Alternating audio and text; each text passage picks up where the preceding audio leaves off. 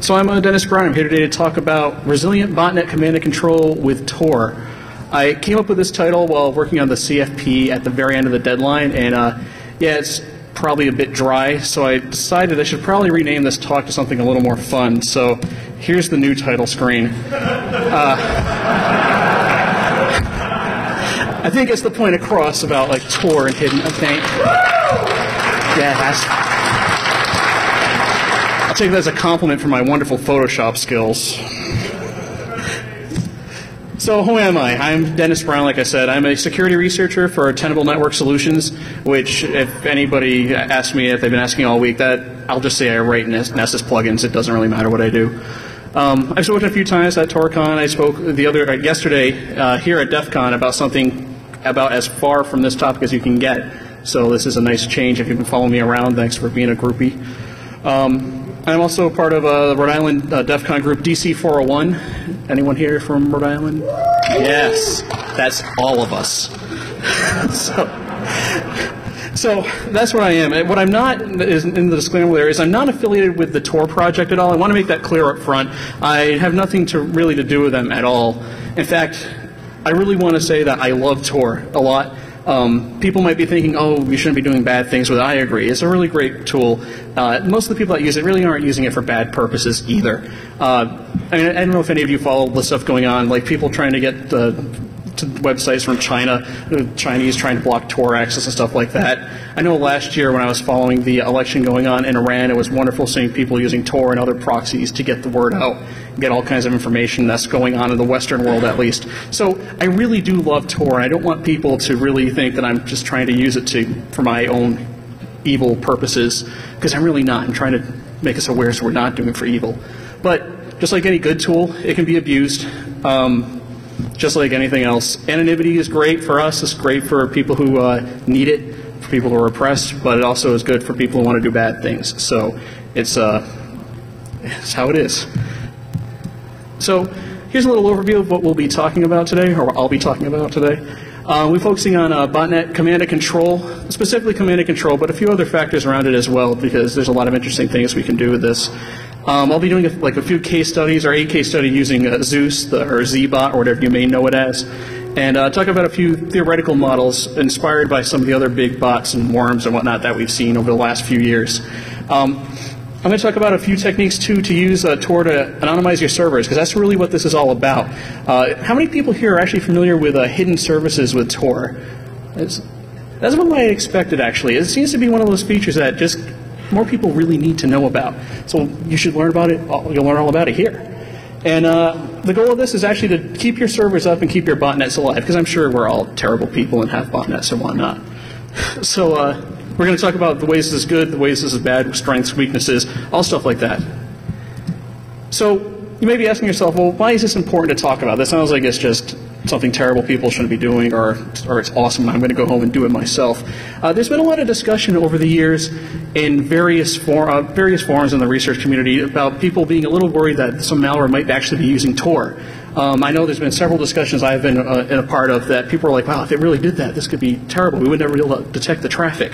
I don't know if anything like this actually exists. And if anyone does, I'd love to hear about it. I don't know how much research has been done either. I looked around, I didn't see much, so I'm hoping to shine a light on it here. There's a lot more work to be done in this space than I'm presenting today, and it's really just right for the picking, in my opinion. And what's great, well, what's terrible about it is there's a big potential for just devastating impact on networks and computers as we see them today. The technology for this is Tor. It's free to download. Anybody can get it. Anybody can implement it however they want. It's very easy. I mean, I'm sure we've all used it at one point or another and know how easy it is to use Tor. And it's really minimal effort, and you get great anonymity with it, as great as Tor is. And I know there's a lot of people who use Tor for all sorts of purposes every day, and I've never heard of anyone actually having a problem with it unless they did something wrong themselves. And we're going to talk a bit about some safeguards that can be taken to detect this activity. And these have varying levels of complexity depending on the techniques you use, the approach you take, and how you actually implement it all from end to end. So let's get on with some fun stuff here. Thank you, Spider-Man.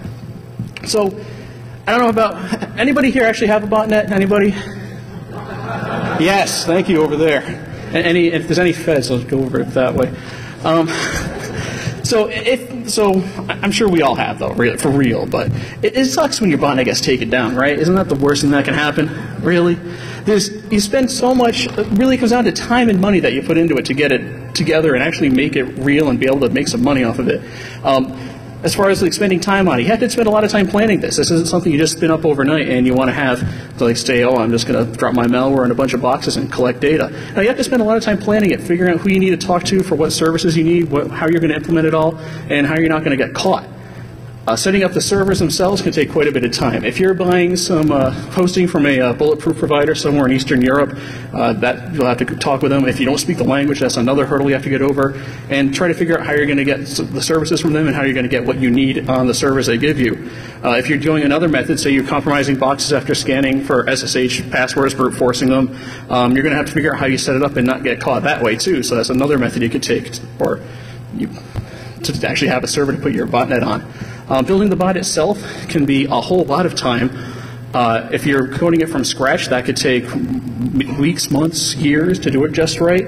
If you're buying it, well, you're still going to have to figure out how to use it and how to deploy it. That's not the easiest thing in the world. We'll see one that you can actually just buy in a little bit here. Then there's other things like crypting it so AVs don't pick it up, so you have a different binary every day so you can evade all kinds of detection, binding it, whatever else you want to do with it to make it undetectable, or load other malware on it like fake antivirus to make some good scratch that way. And then spreading through BitTorrent through BitTorrent is a great way to get your malware out there initially. If you make some cool hack for whatever, for Modern Warfare 2 or whatever, I don't know.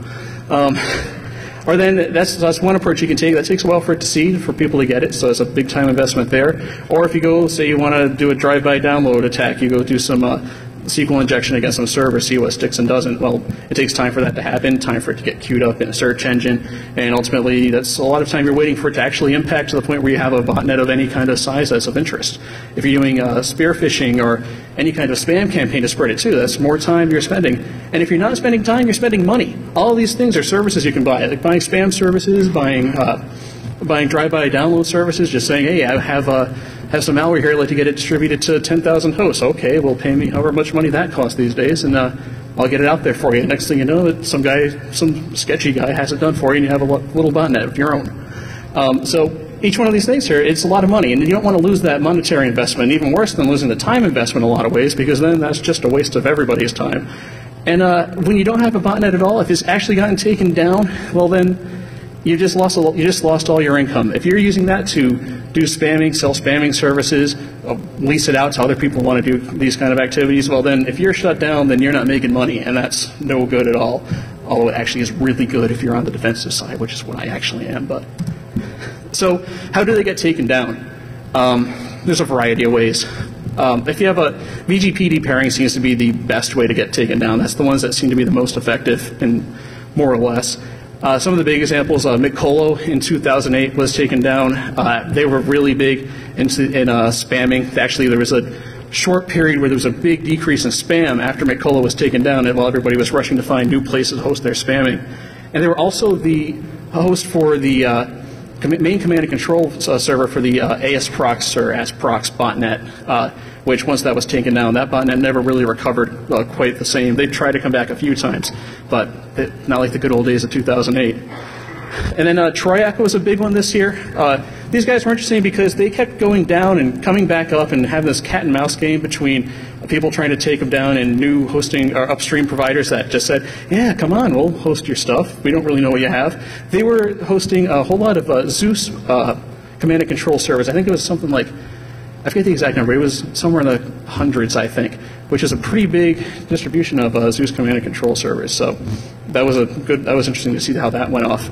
Another way too, if you're just using some host you popped or something, or if you're using some free web hosting, I know like almost all the HTTP botnets just use a PHP MySQL interface to their command and control. There's a lot of free web hosting now, like 110mb.com comes to mind, where they actually provide you PHP and MySQL. And a lot of people recommend just say, hop on there, get it set up, get it started, and then if you have something good, make some money and buy some real hosting somewhere along the lines. You see a lot of people actually starting out with that stuff. And every so often, the people who are either running the servers that you may have gotten into or running these free hosting providers will clean up sometimes, hopefully, and you may just lose your botnet that way if that's your only place you're hosting it at. It's good to have redundant sites, like you would with anything, and these guys know that too. Having DNS revoked is another great way to take it down. I'm sure we've all read about Microsoft earlier this year, pretty much neutering the Wolodeck spam botnet, where they had to get a court order to remove, I think it was 277 domains that was being used with it. And then since it got down, I don't know if it's come back or not, but that was a great win for them to really stop that one right in its tracks. So that can be kind of hard to do, though, depending on how the registrar wants to work with you. If they're not too friendly, if they're not good to work with, then that might be almost impossible to get them taken down, especially if they're ones focusing on providing services to people doing this kind of stuff. And that also would include things like no IP and other dynamic DNS hosters. Those guys can be good to work with too, because they can just go and remove the entries they have. So if you have them if you come across a botnet using them, I encourage you to go talk to the people providing the DNS there and get it removed. There's always a case some jerk goes and takes it over. That happens. It gets taken down that way. It's valid. And then there's other cases where the IP of your command and control server just gets banned or blocked or something like that. This also would include things like if your ISP shuts down your cable modem, and you might think to yourself, "Well, that's awfully stupid. Why do you host your botnet on your cable modem at home or your FiOS router or something?" And then there actually are people that do that. Anybody go to this site, hack forums, on any frequent basis? Anybody like this site? I hope not. That is a pile of shit, that place. Absolutely disgusting. They post up interesting things once in a while. Earlier this year, there was someone who posted the Tweebot, I think it was, the Twitter botnet command and control thing on there that made a lot of press. A lot of bloggers posted about it. And it was terrible, and that's really the best thing you get from here. And I love this one page right here I have an excerpt of. Visit the URL at the bottom for a good laugh, actually. This is instructions on how to set up the Medius Delphi DDoS client, which is pretty much what it sounds like. It's a DDoS botnet tool that you can just go make your botnet with.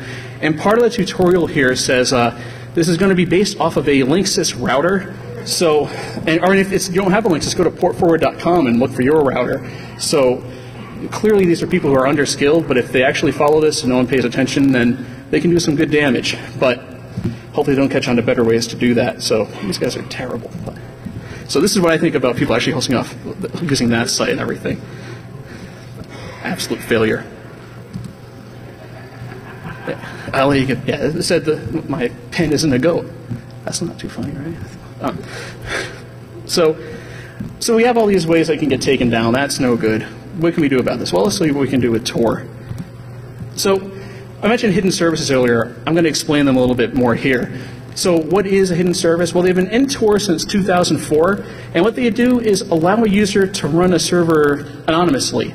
When you do this through Tor, you get a domain with a .onion TLD, and the domain itself is just a randomly generated hash. There's more to it than that, but it's essentially a hash.onion is what you would see, and that would be the URL for your server. And these are only routable through Tor. So if you try to go to it directly without Tor, obviously it won't resolve. If you go through Tor and use an HTTP proxy or some other ways, then you'll actually have it'll actually resolve and you'll be able to connect to the server just fine. Now what's sweet about this is it works pretty much anywhere you can run Tor. So if you have a box that's natted behind something behind a firewall, somewhere where it just can't be accessed from the internet directly, you can spin this up and actually get right through it because it goes directly through Tor. This means there's no need to expose anything to the network. If you have a web server on a box, you don't need to open any ports or anything, or have even locally on the network, you can block it off completely. It doesn't care. It's all running just on the same system. And this is great because we can use this to our advantage to stay hidden.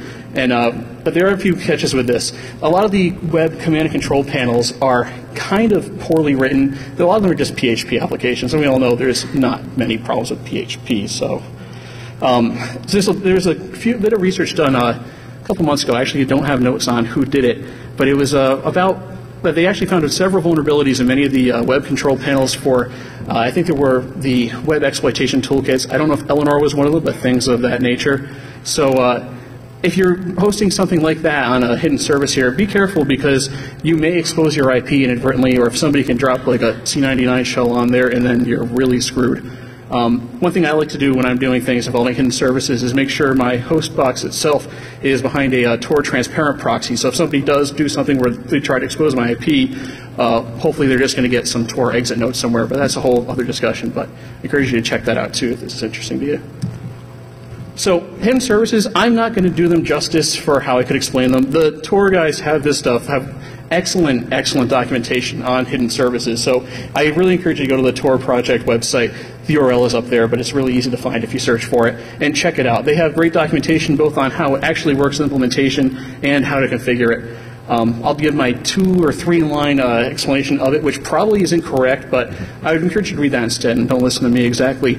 But essentially, when you start a hidden service that advertises to the Tor network and uses a public key in order to communicate with relays, the first relay it communicates with will be its induction point to the network. Essentially, what that means is if somebody wants to get to your box, they have to get to him ultimately to get to your to your hidden service. And if anybody who connects to the Tor network, they're going to go through and say, hey, I'm looking for this .onion domain here. Ultimately, someone will say, oh, just talk to this host here. This is where you want to go. That's a really poor explanation, but hopefully that gives you an idea of how this all kind of works. Not really kind of. So just to show you how simple this is to set up, I have a couple lines from the Tor RC sample they provide that shows you all it takes to set up a hidden service. There's 2 parts. There's a hidden service directory, which is important because that's where it gives you the actual host name for your new hidden service or hidden service server, and the private key so people know to communicate with it, be able to trust it, and be able to use it ultimately. And then the other line is the hidden service port. This is very simple. It's just like creating a firewall rule for many different firewalls out there. You provided the port you want to run on. In this case, they're using 80, so I can pretty much assume it's a web server. And the web server itself on the system is running on localhost port 5222. Once you just put those in your torrc file, restart Tor, and then everything will work just fine.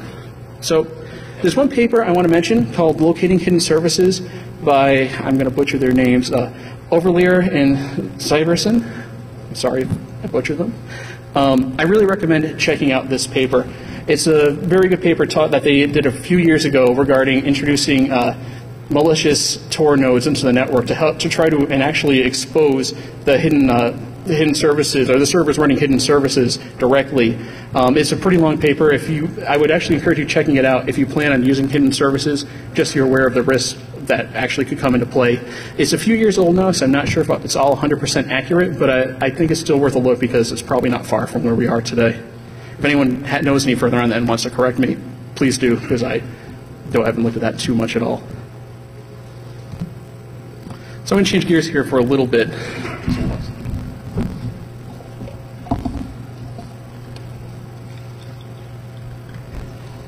So I love this image because it pretty much sums up how I feel about when you combine Tor and Zeus. If you can't see it too well, that's a skyscraper-sized Chuck Norris fighting a equally huge Mr. T with the caption of, God never intended for these two to meet.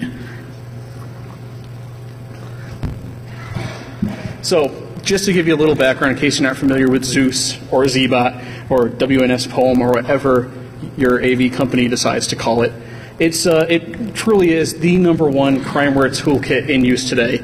Actually, I'll go to my next slide early. Dancho Danchev made this great tweet the other day, or last month actually, saying that there's a monoculture in the cybercrime ecosystem thanks to Zeus, and he's very much right. There's everything you see is Zeus, and if it's not Zeus, it's probably just Coopface or one of the other big ones, and then a whole bunch of random stuff. If you look at the volume of Zeus out there, it's just absolutely ridiculous. And the important part about it isn't a single botnet in itself. It's a toolkit that's used by many people, whether they purchase it directly from the Zeus authors, whether they found a leaked or stolen version that they're using, which is very popular. But everybody's setting up their own servers themselves, their own command and control servers, and making their own bots on their own, and distributing these however they see fit. So oftentimes when I read about a new Zeus campaign, it's probably a whole new group doing it. It's really hard to attribute who's doing what with the different Zeus campaigns going on out there, because there's so many of them. But I would say that outside of the few big ones we've heard of, like the Never botnet earlier this year, which is just one organization's Zeus campaign, and some of the other big ones whose names I don't really recall right now, there's probably a lot more people doing it than it sounds like. So I would really pay attention to that when you're reading the news, and be aware that there's more than just one botnet out there called Zeus. But what it is it's primarily focused on stealing banking info, it can steal anything you want. Whenever I demo it, I have it stealing a sock puppet Hotmail account, which works just fine. It can configure to steal from any website, but pretty much everybody who uses it is trying to steal banking information. And it's really easy to configure. Anybody who is familiar with HTML really can customize it to do whatever they want. They have these things called web injects, so what it does is it intercepts the HTML being rendered, so you can say, oh, well, I see the Bank of America username and password, throw in a field for the debit card number and the CVV so I can get that too, so they can log in, and it really just takes that data. It looks seamless on the page and reports back to the user. They do a lot of updates to make sure this stuff keeps working and works well, and it really does. A lot of data is stolen through Zeus every day. So to get back to more to how we're going to be using this, here's a sample configuration file from a version of Zeus 1242. It's a little older now, but it's still pretty relevant. There's 4 lines here that are of interest to us. They're the URL lines: config, comp IP, loader, and server. This is how you would normally set it up for a normal Zeus configuration with the default parameters. I'm using the domain of badguywalmart.com because that's where everybody goes to buy their malware and their toolkits and whatnot. And then we have the couple things in there. The config.bin is the configuration file where the bot will go update itself and get more information for what it's supposed to do. And gate.php is the actual command and control page where bots will check in and let the command and control server know, I'm alive, here I am, here's my information, here's some data, stuff like that. So where does Tor come in? Let's get back to where we're supposed to be with this. Zeus on its own doesn't support proxies. We can't just say, oh, just go to the .onion domain and hit our hidden service. That doesn't work at all. And Zeus only allows for regular URLs. Pretty much anything you can hit normally with your web browser is what it's looking for. It doesn't have any kind of proxy support, not the Windows proxy or anything. So we need a little intermediary solution here. And there is one that is free and works pretty well. It's called Tor2Web at tor2web.com. What this is, it's not affiliated with the Tor project at all. It's a third-party tool put up by some individuals whose names I've neglected to include on the slide. They're at the bottom of the web page if you want to check it out. And what it is a web page that will redirect requests made to tor2web.com with the right .onion hash and send it along. They'll send along through Tor themselves and return you the results. It's just like any other proxy. They also provide scripts so you can set one up on your own. So if you say, well, I like Tor2Web, but I don't trust them, I'm going to stand up my own and do all this myself. It's pretty easy to do. It's just a couple of configuration options: privoxy, squid, Tor, obviously, and one script they provide, and that's about it. So the way we're going to be using this is we're going to be doing the command and control over Tor2Web. So what we want to do in the Zeus configuration we just saw a couple slides ago is configure the bot to connect to that URL there. So what you'll see is the first part of it is the hash from the .onion domain .tor2web.com. So that would be, if that's the right hash, that'd be your command and control server. So what will happen is the bot will connect to Tor2Web because it just sees it as a regular URL, and then be directed through them to the hidden service at the .onion domain, which is our command and control server. Very simple and very effective. So as I mentioned, here's the main script they have, and all it really does is reformats request to Squid saying, hey, where it says tor2web.com, make that .onion and go through Tor. And then when it gets the results, it returns it right back to you. Really simple. The configuration for it is really hardly more than this script alone, so very nice. So I'm going to attempt a live demo of how this works. I've been fighting with this all day today, so I'm not too confident that it will actually work. So we'll pretend it does if it fails. I just want to tell you about the setup I'll be using. I have Zeus 1241, I think that's the right version, which is from about mid-2009, give or take. It's an older version now, but it's one that's been leaked, and it's easy to find on the internet, so you can just go and find a copy of it and make your own botnet. That's nice and convenient. For the command and control server, I'm just using a regular Ubuntu server setup with the LAMP package installed. I'll be running a hidden service on port 80, nothing too special, just like any other web server. For the host I'll be building the Zeus binary on and executing, I'll be using Windows XP SP2, which I'll go through the configuration files on there. And if this all happens, we'll log into the control panel and see a bot that has gone through Tor2Web to get there. So I expect this to fail, but we'll see. So here's that. Okay, I have to get on the network first. This is where I've been having problems all day. As I've been disconnected from the network, I've been having big problems getting everything work right. So bear with me for a moment here.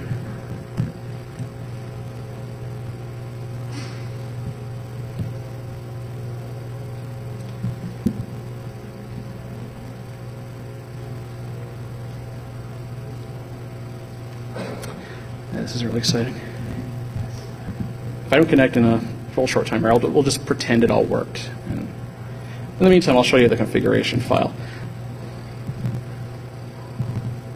So this is the configuration file we hopefully will be using. Is that okay? No, that's probably a bit big.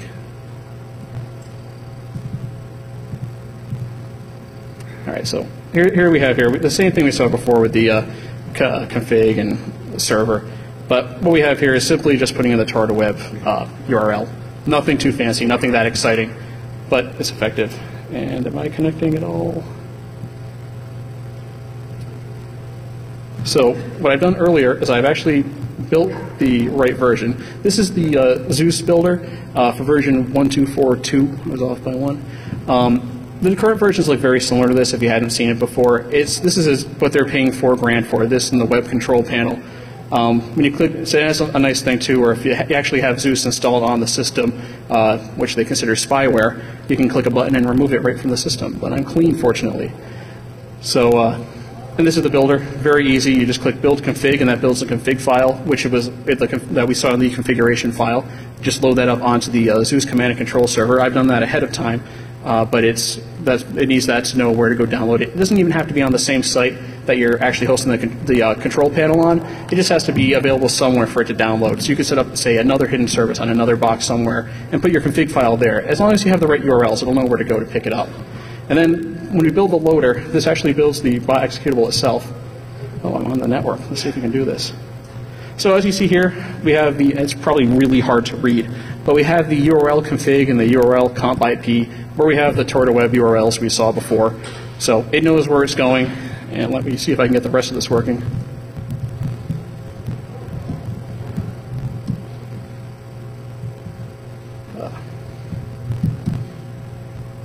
So we'll restart Tor, and hopefully this will all just work. So I'm going to execute the bot now. If you can confirm where the builder says, oh, we have version 1.2.4.2 installed. Fancy that. We'll go into Firefox and see if we can get to the control panel. If we do, then there's probably a good chance this worked. If we don't, then oh well.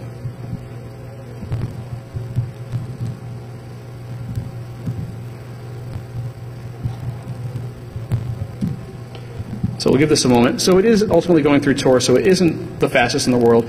Tor has gotten a lot better recently if you haven't used it much. You're still giving a performance overhead, but really the way I look at it is that's a small price to pay for actual anonymity, and definitely worthwhile. This will probably work best if you're using a smaller botnet, maybe a couple hundred hosts, but if you have a much larger one, then this probably won't work out too great where you have a single host hosting all your bots. So we'll give that a moment and see if that works. Probably not. Actually, we'll just come back to that later. We'll move on. So I'm sure that'll fail when we go back to it, but let's assume it did work for now. So there's strengths and weaknesses to this approach. The strengths are, like I said, it hides the command and control server. The only way you're going to find that out is if you can actually use some sort of attack, like presented in that paper I referenced earlier, or have some way to get into the server itself, make it expose its IP, which that's going to be pretty hard to do, I think. It'll be really hard to track down as a result. You won't know where you're looking for it. So with this being the case, hopefully the command and control server is virtually immune to being taken down. Now, the weaknesses, I'm sure you've all thought about this ahead of time. It's really easy to filter this traffic. If you have any kind of HTTP filter, or even you can block the IPs they're hosting it at, you're not going to be able to use this method. This is going to be really easy to take it out. And also trust, like I mentioned. You don't know what they're logging at Tor to Web. You don't know if they're logging anything. I would hope they're not, by the way they're presenting their service, but you don't know that. So you probably don't want someone knowing where all of the bots in your botnet are coming from, because that may lead to them being taken down pretty easily. And running your own Tor to Web proxy is definitely a better option. It's not really hard to do, but you need to have some place to run it. if I had some bulletproof hosting somewhere and I wanted to do this, that's probably where I'd consider running it, and probably not anywhere else, because I still have to give it a domain, or at least have an IP to point at, and it's still a single point of failure. It could be taken down, and then you're back to square one. So really quick, I'm just going to see if that worked. And no. Oh well. So what you would have seen if this worked was the Zeus control panel saying we have one bot, but we'll just pretend that's the case. Just apologize for that. It works much better when I'm on a more stable network. But with this technique, I want to rate this as I'm happy with it. I think it's a good solution, especially if you're using a toolkit where you can't really control what's going on. But I'm not going to let you know I'm happy. It's okay. It's not a great solution. You can do much better than that if you try.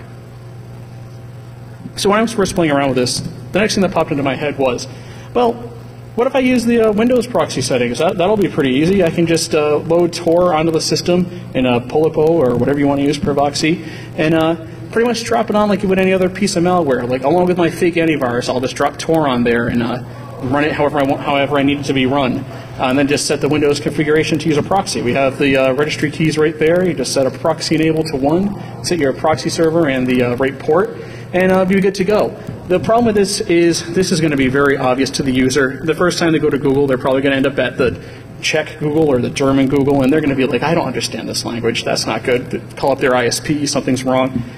That would be terrible. You'll be found in no time. So this idea I just tabled really quick. Do not want at all. So what's the best solution here? Well, the best solution is to actually do some work and build proxy support right into your bot.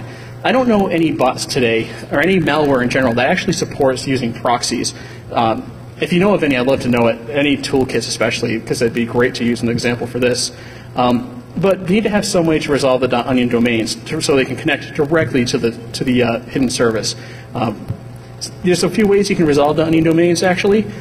We would have to load Tor like we saw in the previous example, and yeah, you could load Provoxy or Polipo if you wanted to, but Tor provides a functionality called map address, which is a, I don't know if it's still considered an experimental option in Tor, but it was in all the documentation I saw, where you can put into your fig file the option map address, give it a local IP like 10.0.0.10, and the onion URL you want it to go to. And then you can just reference that local IP and go to it directly. So you don't need to have any kind of middleman to actually resolve the .onion domains for you. So this is really great.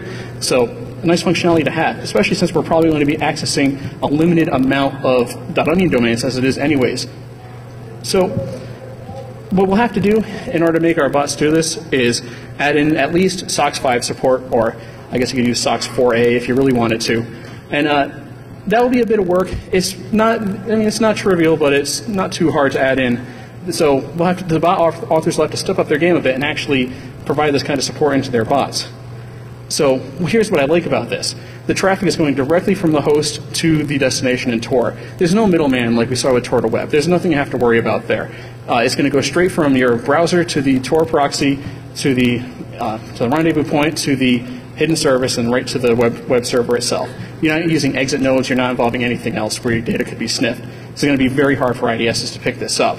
And this works for more than just HTTP, where Tor to Web was really just for web-based bots. This will work for IRC. This will work for pretty much any protocol you can think of. If you want to roll your own custom command and control protocol, this will work just fine. And I think this would be very hard to stop. I was trying to come up with what the options for this would be, and I really only came up with two. One would be just to block Tor traffic, like we see some countries trying to do, and I don't think that will actually work too well with this. I just don't see, there'll be a lot of rules being in place, a lot of people trying to block Tor, and I just don't see people wanting to do that. And then the other would be considering Tor to be a virus. I actually ran the Tor binary through VirusTotal to see if anybody was doing this about a month ago, and no one was. So that's good because it isn't a virus, but I wouldn't be shocked if a result of that if some people are now. I haven't checked since then.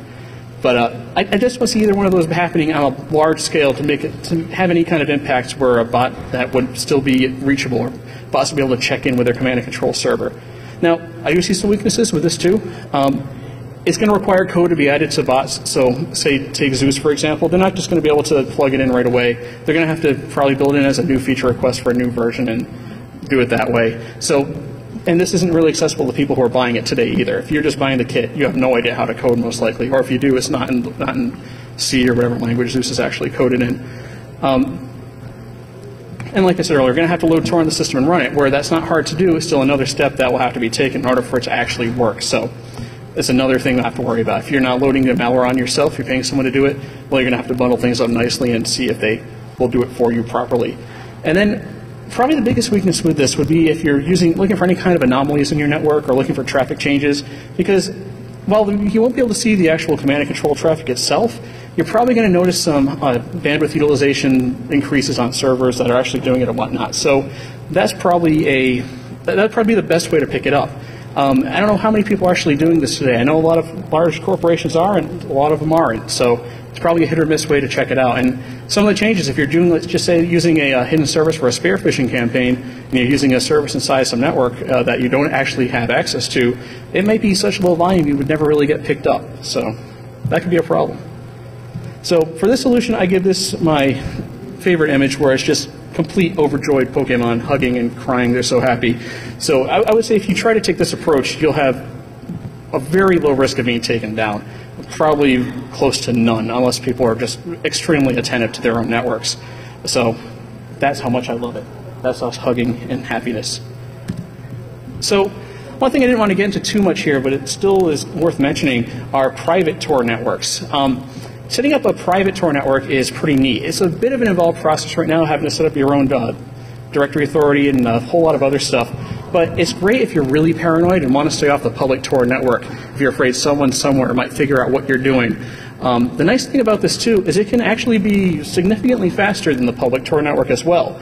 You can track the sites or the hosts you're infecting, looking for how their bandwidth is. You can just do simple checks, for maybe some of those speed tests even. You can find out how good a connection is. And then you can just say, well, if you have a high amount of bandwidth, you're going to be one of my relays, and keep your network nice and performing really well as a result of that. And also, blocking a private network will be significantly harder. There's no list of exit nodes that will be published. There's nothing that people will know unless they actually go and investigate the network themselves. So it'll be significantly harder to take down. I don't see how a smaller network like this, unless somebody went after it directly and really paid a lot of attention to what you're doing, would actually be able to take it down. So I'm going to change gears a little bit here again and talk about some other features that hidden services give us that actually makes this a really nice way to manage your command and control server. So as we mentioned much earlier, Tor uses public keys to communicate, to let the Tor network know how to get to the server. When it does that, it creates a private key on the server, as well as the host name for the .onion domain, and puts that on the system that the hidden service is running on. So what's nice about this is these are just files in the system. You can copy these and move these wherever you want and make it so if this server actually goes down for some reason, you can redistribute it to another. And another nice thing too is you can generate a lot of these keys up front. If you run a script and just say, hey, keep clearing out that directory and keep restarting Tor, it'll just keep creating new keys for you until you have as many as you like. So with this being the case, what does this gain us as far as keeping our servers up? Well, it gives us a great amount of resilience. So like we saw earlier in the Tor to web example that should have worked, we had that one hash that was the hidden service onion domain itself. So what we could do with this is easily move this from one server to another. We could just copy the files, move it from the hidden service directory on one server to another, restart Tor, and now we have, the bots don't know any difference, but they're still communicating with a new server. So that's pretty nice. This allows us to keep our botnet up and running much longer than we would otherwise. And while there's a chance that if we move it frequently, we might lose some data that was captured that we never actually recovered from one host that we moved from, and that's a really small price to pay in order to keep the bots phoning home and actually communicating with you. And another nice thing too would be to issue multiple onion domains for your command and control, or presumably set up multiple command and control servers in order for Tor to connect back to it and not have to worry if one gets taken down and isn't able to reach it that day. But this also could be a nice misdirection technique where you could give the appearance that the botnet is significantly larger than it is, especially if you swap domains in and out. We saw something like this with the ASProx botnet, like I mentioned earlier, where every few days or so they would swap in a new domain for their command and control and age older ones out. Because the older ones, if they weren't taken down by the registrars themselves, sometimes they were taken over. Sometimes they just weren't functional anymore. I don't know if the people running the botnet actually took them down themselves or not, but they aged really quickly, and the older ones were pretty worthless after a couple weeks. So we could do a similar thing here, where we can lead people along saying, oh, here's our command and control, and then every few days put in a new dead onion domain and to inform the bots, here's where you're connecting now. And since we can generate as many as we want, we don't have any limitations like dealing with registrars or anything. We can just generate tons and tons of these, roll them all out, maybe only use a couple, but then people have to watch them all and be aware of what's going on. Similar to how we saw Configure work, where it would have the randomly generated domains every day, and only a couple of them would be registered, maybe not even every day, and be used to communicate. So we can do it in a nice similar scenario like that with this here pretty much for free. So we talked about having your bots running Tor themselves in the best case scenario. So if we have Tor on there, we could do a lot more interesting stuff, like running hidden services locally. If you're familiar with Zeus's back connect model, this allows people to connect back to an affected Zeus host over RDP, remote desktop, VNC. You can even run a web server if you wanted to, and have it behind a hidden service on the affected box. What's nice with this is you can have it do a whole lot of things. With the Zeus back connect model, they use that to connect to a host that's been infected in order to make use of certificates in the browser for online banking. So what they do is they'll have people log into a remote desktop on a host and say, okay, well, now I can log into your bank account. If I have your username and password, then it really doesn't matter. Your bank's going to accept me as it is. So, and also another nice thing you could do is actually use this to distribute updates for your botnet. If every host you have infected is a web server and hidden behind a hidden service, you can just say, okay, well, here's the names of the hidden services that have the updates. We're going to have you connect out to these guys, get your update, and with that update, we'll have more hosts that are doing it. So providing updates for tomorrow or the next update, whenever that may be. So it's a nice way you could actually model your botnet around Tor itself and use the hidden services to your advantage. And ultimately, like I mentioned earlier, NAT's of no concern here. If you have a host infected behind a router or a firewall or whatever, if it's talking on Tor, it doesn't matter. It can do this. So a few other thoughts. Since we're all running Tor, how nice would it be to turn them all into relays? This is just something to pose out there to see what people think. There's an increased bandwidth in Tor overall, especially if you have a pretty sizable botnet. I don't know if it'd be worth it or not, but it could be pretty interesting to see. And this could have really positive effects for your botnet if you can actually increase the speed of Tor in any significant way. That'd be an awfully large botnet, but that could be a neat project to do if you actually have that kind of resource available. And on the other side, how about turning them all into exit nodes? I thought about this for quite a while to say, okay, well, this actually makes sense. It could be cool if you have a majority of Tor exit nodes and actually be able to control traffic going through it, or sniff the traffic going through, like we saw a few years ago with the people finding embassy emails and other documents by sniffing Tor exit nodes, which is, of course, a bad thing to do. I wouldn't encourage it, of course. But it's probably not a good idea. As enticing as that may be for what you may learn, you'll be exposing the identities of your bots, so I would really recommend against that. You don't want them popping up on the Tor exit node list and having a lot of attention being drawn to you as a result, especially if they all start to go up with a drive-by download campaign that really takes off one day, your botnet increases by a couple thousand hosts, and it just happens to be a couple thousand exit nodes that stand up that day. It'd be pretty obvious. I don't think that's a very good idea. So, we get to the conclusion here. As we almost saw with the live demo, it's pretty trivial to get existing HTTP bots working with Tor. Yeah, there's a risk to it, but if you're really desperate and you really want to keep the command and control server hidden, this is a pretty good option. It's a pretty easy one to set up too if you're able to get Tor up and running on your server. And it's possible to get a lot more protection easily if you actually have the source to the bots by adding in SOC support. So it's just really a nice alternative to have. This, of course, isn't really something everybody's going to do, but if you can do it, it would be really nice to have so you can protect yourselves. Keeping a command and control server up is easier if you do this, hopefully. Having it anonymous will mean you're less of a target, or if you are a target, they're going to have less of a chance of finding you and taking you down. And actually controlling bots with a hidden service, like we talked about with the back connect stuff, would be pretty beneficial. This would be something that I think a lot of bot authors out there would be interested in providing for really no additional cost. And on the other side, defenses of this, I hope that you'd see that they do exist. It might involve looking at your network and looking at your data more than before, or a little differently than before. And it's probably not going to be easy to find this stuff. I mean, finding the Tor to web stuff will be easy, but finding bot using a SOX proxy probably won't be. So I would actually advise you to check things out, keep your eye open for this stuff, and if you actually find anything, let's talk about it. Let's see what happens and try to find out how people are actually doing this stuff. So that's all I have here. I'll be happy to do Q&A. I don't know if we have much time left here. I'll be in the room across the hall, definitely. And if you want to contact me otherwise, there's my contact info. And that's all I've got. Various forums in the research community about people being a little worried that some malware might actually be using Tor. I know there's been several discussions I've been in a part of that people are like, wow, if it really did that, this could be terrible. We would never be able to detect the traffic. I don't know if anything like this actually exists. And if anyone does, I'd love to hear about it. I don't know how much research has been done either. I looked around, I didn't see much, so I'm hoping to shine a light on it here. There's a lot more work to be done in this space than I'm presenting today, and it's really just right for the picking, in my opinion. And what's great, well, what's terrible about it is there's a big potential for just devastating impact on networks and computers as we see them today. The technology for this is Tor. It's free to download. Anybody can get it. Anybody can implement it however they want. It's very easy. I mean, I'm sure we've all used it at one point or another and know how easy it is to use Tor. And it's really minimal effort, and you get great anonymity with it, as great as Tor is. And I know there's a lot of people who use Tor for all sorts of purposes every day, and I've never heard of anyone actually having a problem with it unless they did something wrong themselves. And we're going to talk a bit about some safeguards that can be taken to detect this activity. And these have varying levels of complexity depending on the techniques you use, the approach. So I'm Dennis Brown. I'm here today to talk about resilient botnet command and control with Tor. I came up with this title while working on the CFP at the very end of the deadline, and yeah, it's probably a bit dry, so I decided I should probably rename this talk to something a little more fun. So here's the new title screen. I think it's the point across about like Tor and hidden. Okay. Yeah, I'll take that as a compliment for my wonderful Photoshop skills.